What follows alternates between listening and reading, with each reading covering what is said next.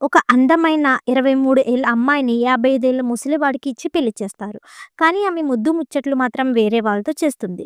Next ఏం జరిగిందో తెలుసుకోవడానికి ఈ వీడియో పూర్తిగా చూడండి. అలానే ఇలాంటి ఇంట్రెస్టింగ్ వీడియోస్ కోసం వీడియోని లైక్ చేసి మన ఛానల్‌ని సబ్స్క్రైబ్ చేసుకోండి. ఈ మూవీ ఉత్తరప్రదేశ్‌లోని ఒక చిన్న గ్రామాన్ని చూపిస్తూ స్టార్ట్ అవుతుంది. ఈ గ్రామంలో ఆడపిల్ల పుట్టడం అనేది శాపం కంటే తక్కువేమీ కాదు. ఈ గ్రామం అజ్మీర్ సింగ్ యొక్క ఇటుక బట్టీలో కూలీ పనులు చేసుకుంటూ పొట్ట నింపుకునేవారు. అదే బట్టీలో ధన్వా అనే వ్యక్తి కూడా పనిచేస్తుంటాడు. వయసు సుమారు 55 ఏళ్ళు. అతనికి ఇంకా పెళ్లి కాలేదు. పెళ్లి చేసుకోవాలనే ఆశను అతను చాలా కాలం క్రితమే వదులుకున్నాడు. జీవితాంతం తాను బ్రహ్మచారిగానే ఉంటానని అతను గట్టిగా నమ్మాడు. కానీ ఒకరోజు గ్రామ పూజారి అతని కోసం ఒక అమ్మాయిని తీసుకువచ్చాడు. ఆ అమ్మాయి పేరు బావరి. వయసు సుమారు 21-23 ఏళ్ళు. ఆమె చాలా అశుభమని గ్రామ ప్రజలు అంటారు. దానికి కారణం కూడా విచిత్రంగా ఉంటుంది. ఇప్పటి వరకు ఆమెకు 3 సార్లు పెళ్లి నిశ్చయమైంది. కానీ ప్రతిసారి పెళ్లి కొడుకు మరణించాడు. ఒకతను పెళ్లి మండపంలోనే చనిపోయాడు. రెండో బంధం ఎప్పుడూ ఒక కొలిక్కి రాలేదు. ఇక మూడోదైతే చాలా బాధాకరం. పెళ్లి రోజునే పెళ్లి కొడుకు గుర్రంపై నుండి పడి చనిపోయాడు. బవరి పెళ్లికి వచ్చిన 5గురు ముఖ్య వ్యక్తుల కథ యొక్క అసలు పొరలను విప్పుతారు. మొదటి వ్యక్తి చౌదరి అజ్మీర్ సింగ్. గ్రామంలోని అతిపెద్ద భూస్వామి మరియు ఉపాధి కల్పించేవాడు. రెండో వ్యక్తి అతని మేనేజర్ సౌరభ్. అతను ఈ మొదట్లో కూలీగా ఉండేవాడు. కానీ ఇప్పుడు చౌదరి యొక్క ముఖ్య గుండాగా మారిపోయాడు. కూలీల నుండి వారం వసూలు చేయడం మరియు వారిపై దౌర్జన్యం చూపించడం అతని పని. మూడో వ్యక్తి గ్రామ పండిత్. ధర్మం పేరుతో మోసం చేయడం, డబ్బు కోసం తంత్రమంత్రాలు చేయడం మరియు ఆడవాళ్ళ గౌరవాన్ని దోచుకోవడం ఇదే అతని అసలు స్వభావం. నాలుగో వ్యక్తి గ్రామ దుకాణదారుడు లాలా. ఇతను అప్పులు ఇస్తాడు కానీ బదులుగా ఆడవాళ్ళ శరీరంపై చెడు కన్ను వేస్తాడు. ఇక ఐదో వ్యక్తి అత్యంత ప్రమాదకరమైన గ్రామ డాక్టర్. ఇతని ప్రజలు దేవుడి రూపంగా భావిస్తారు. కానీ అసలు అతను మానవత్వం యొక్క అతిపెద్ద నేరస్తుడు. బవరి పెళ్లికి చౌదరి ఇద్దరు తమ్ముళ్ళ దయ మరియు గోపాల్ కూడా హాజరయ్యారు. తమ అన్నయ్య ధన్వాల్ లాంటి వ్యక్తికి అంత యువతిని మరియు అందమైన అమ్మాయిని ఎలా ఇచ్చాడని ఇద్దరు పెద్దన్నపై కోప్పడతారు. వీళ్ళిద్దరూ గ్రామంలో పేరు మోసిన పోకిరీలుగా మారారు. గ్రామంలో వీళ్ళ చెడు కన్ను పడని అమ్మాయి బహుశా ఎవరూ మిగిలి ఉండకపోవచ్చు. పెళ్లి రోజు మొత్తం గ్రామం విందులో మునిగి ఉన్నప్పుడు ఆ రాత్రి చౌదరి ఇద్దరు తమ్ముళ్ళు ఎవరూ ఊహించని పని చేశారు.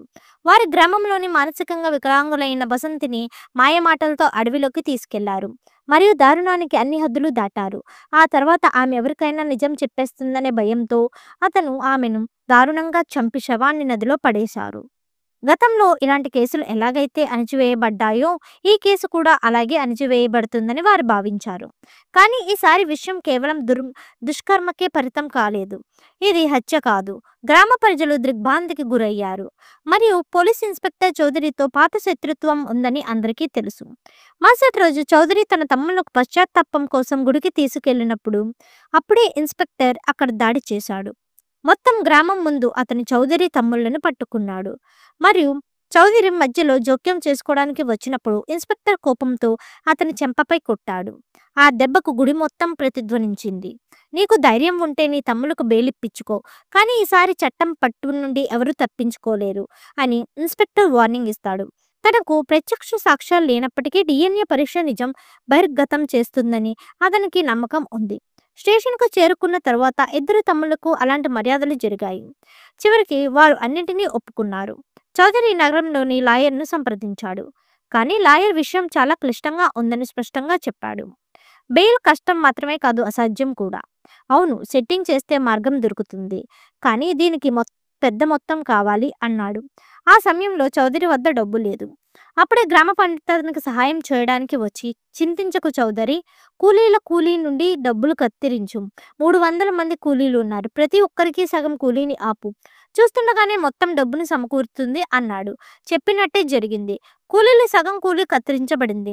చుట్టుపక్కల మరో ఇటుక బట్టి లేకపోవడంతో కూలీలు తప్పనిసరిగా పై మానేసి వెళ్ళలేకపోయారు.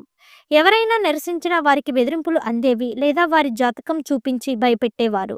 పేద కూలీల పరిస్థితి మరింత దయనీయంగా మారింది. బుధవార్ అనే కూలి తన అనారోగ్యంతో ఉన్న కొడుకును మందులు కూడా కొనలేకపోయాడు. చివరికి అతని భార్య మాలతి కొడుకు చికిత్స కోసం గ్రామ డాక్టర్‌తో పడుకోవలసి వచ్చింది. మరుసటి రోజు ధన్వ స్వయంగా తన బకాయి కూలి డబ్బు అడగడానికి చౌదరి వద్దకు వెళ్ళాడు. చౌదరి సిగ్గు లేకుండా డబ్బు కావాలంటే నీ భార్యను నా దగ్గరికి పంపు. నీకు కూలి మొత్తం ఇస్తాను అన్నాడు. ఇది విని ధన్వ కోపంతో మండిపడ్డాడు. అతను వెనుక తిరిగి సరే చౌదరి నేను 7 రోజులు కూలిని వదులుకుంటాను. నువ్వు నీ భార్యను నా దగ్గరికి పంపు అని అన్నాడు. ఈ జవాబుతో చౌదరి ఆగ్రహంతో ఊగిపోయాడు. అతను తన గూండాలతో కలిసి ధన్వాను దారుణంగా కొట్టించాడు.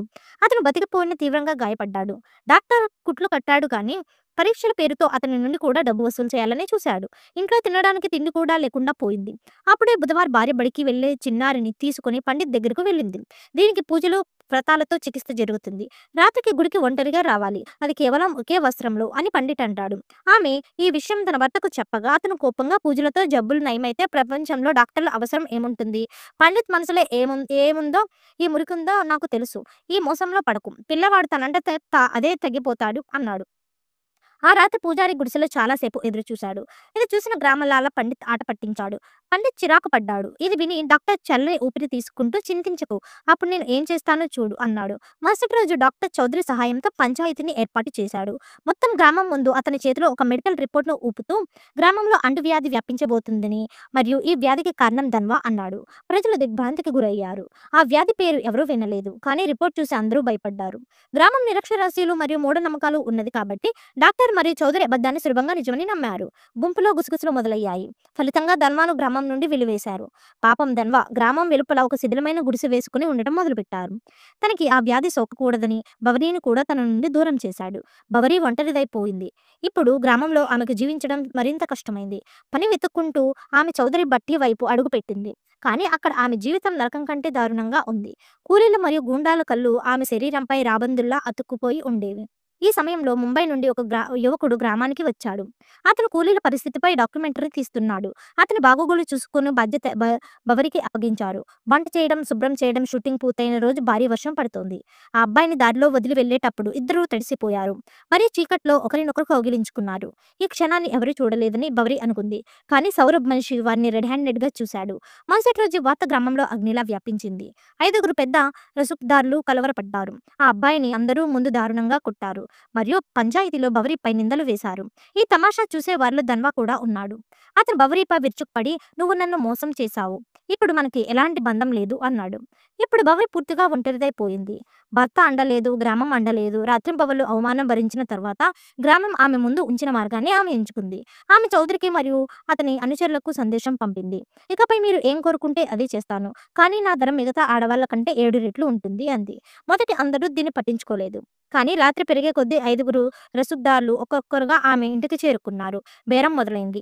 చివరకు అత్యంత ఎక్కువ మొత్తం తీసుకుని ఒకరు బవరి ఈ వృత్తిని మొదలు పెట్టించాడు మరియు ఇక్కడి నుండే గ్రామంలోని కామంతో కూడిన గుంపు విరుచుకుపడింది. బవరి ఇప్పుడు గ్రామానికి శాపం కాదు, గ్రామంలో అత్యంత ఖరీదైన స్త్రీగా మారింది. డాక్టర్ నుండి పూజారి వరకు, చౌదరి నుండి కూలీల వరకు ప్రతి ఒక్కరూ ఆమె శరీరాన్ని బేరమాడడం మొదలుపెట్టారు. తన హక్కుల కోసం పోరాడగలిగే స్త్రీ ఇప్పుడు మొత్తం గ్రామం యొక్క కామపు బొమ్మగా మారింది. ఇప్పుడు గ్రామంలో ఇదంతా సాధారణ విషయమైపోయింది. బవరి గౌరవం అమ్ముడుపోయింది మరియు అడ్డుకునేవాడు ఎవరూ లేరు. అటు చౌదరి తన తమ్ముల బెయిల్ కోసం లాయర్ వెంట పరిగెత్తుతున్నాడు. కానీ విధి మరొకటి నిర్ణయించింది. డబ్బు ఇచ్చినప్పటికీ అప్పుడే జడ్జి బదిలీ అయ్యాడు మరియు చౌదరి డబ్బు పోయింది. లాయర్ కొత్త ఉపాయం చెప్పాడు. బసంతి నాయనమ్మతో రాజీ చేసుకో, ఆమె కేసును వెనక్కి తీసుకుంటుంది అన్నాడు. చౌదరి బరువెక్కిన మనసుతో నాయనమ్మ దగ్గరకు వెళ్ళాడు. కానీ అక్కడ అతనికి ఒక సత్యాన్ని వినవలసి వచ్చింది. అది అతను ఆత్మను కూడా కదిలించింది. బసంతి నీ కూతురే, అది నాయనమ్మ అంది. చౌదరి గుండె వేగంగా కొట్టుకుంది. నిజానికి చాలా సంవత్సరాల క్రితం అతనికి ఒక అక్రమ సంబంధం ఉండేది. దాని ద్వారానే బసంతి పుట్టింది. ఆమె మానసికంగా బలహీనంగా ఉన్నప్పటికీ రక్తం మాత్రం చౌదరిదే. ఈ నిజం తెలుసుకున్న చౌదరి లోపల నుండి కుప్పకూలిపోయాడు. లోతైన నిశ్శబ్దం మరియు ఒత్తిడి అతని ఆత్మని కుమ్మేసింది. అతను ఎవరితోనూ మాట్లాడడు. ఎప్పుడూ మౌనంగా కూర్చునేవాడు మరియు చివరికి మానసిక ఒత్తిడితో మరణించాడు. చౌదరి లాంటి శక్తివంతుడి అంతం ఇలా ఎలా జరిగిందో ఎవరికీ అర్థం కాలేదు. కానీ చౌదరి మరణం తర్వాత కూడా గ్రామంలోని మురికి ఆగలేదు. ఈలోగా డాక్టర్ కూతురు కూడా అనారోగ్యానికి గురైంది. రహస్యంగా చికిత్స చేయించుకోగా ఆమెకు ఎయిడ్స్ సోకిందని తెలిసింది. కోపంతో డాక్టర్ ఆమెను కొట్టాడు, తిట్టాడు మరియు ఎవరితో నోర్లు నల్లబరుచుకున్నాయని అడిగాడు. ఆమె డాక్టర్ అసిస్టెంట్ మనుతో తనకు ఎఫైర్ ఉందని చెప్పింది. మనుషు మనును కొట్టగా అతని బవరి దగ్గరకు కూడా వెళ్ళబోయాడని ఒప్పుకున్నాడు. ఈ పేరు వినగానే డాక్టర్ ముఖం పాలిపోయింది. తాను కూడా బవరి దగ్గరకు చాలా సార్లు వెళ్ళానని అతని గుర్తుకు వచ్చింది. అంటే బవరి ఇప్పుడు మరణానికి కారణమైంది. నెమ్మదిగా గ్రామం అంతా మరణాల పరంపర మొదలైంది. ఆడవాళ్ళు అయినా, మగవాళ్ళు అయినా అందరి ఆరోగ్యం క్షీణించడం మొదలైంది. గ్రామంలో అంటువ్యాధి వ్యాపిస్తోందని మీడియాకు ఈ వార్త చేరినప్పుడు 100 కంటే ఎక్కువ శవాలను పరీక్షించారు. రిపోర్ట్ వచ్చినప్పుడు ఎయిడ్స్ అని తెలిసింది. గ్రామంలో హాహాకారం చెలరేగింది. ఇప్పుడు ఎవరిని నిందించాలి? అందరి వేళ్లు ధన్వా వైపు తిరిగాయి. ఎందుకంటే చాలా సంవత్సరాల క్రితం ఎయిడ్స్ వ్యాధి సోకింది అతనికి మాత్రమే. కోపంతో ఉన్న గ్రామస్తులు అతన్ని కొట్టి పోలీస్ స్టేషన్‌కి తీసుకెళ్లారు. కానీ అతని రక్తం పరీక్షించినప్పుడు నిజం అందరి ముందుకొచ్చింది. ధన్వాకు ఈ వ్యాధి ఎప్పుడూ లేదు. నిజానికి డాక్టర్ పంచాయతీలో తప్పుడు రిపోర్ట్ చూపించాడు.